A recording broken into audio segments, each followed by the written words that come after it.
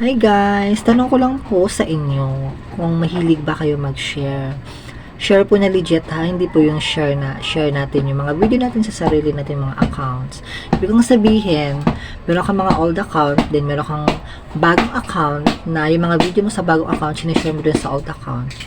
Don't do that kasi matidetect po tayo ni lolo niyan. So, hindi ko naman ibig sabihin na hinuhusgahan ko po kayo. Kasi 'di ba guys, pinagbabawal po 'yan. Hayaan na lang po natin na yung mga video po natin i-share po ng kapwa natin content creator. Kasi isa po kayo sa mga pinagbabawal talaga na. Kasi syempre sarili mong video sinishare mo sa mga account mo.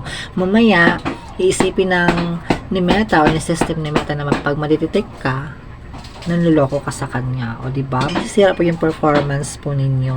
So, bawal po yan. Kasi, sarili po natin ang account yan. Sinishare mo yung video mo sa sarili mo ding account. So, advice ko lang is, hayaan mo na lang po yung kapwa natin mga content creator o mag-share sa mga video po natin. Ayan, advice ko lang po.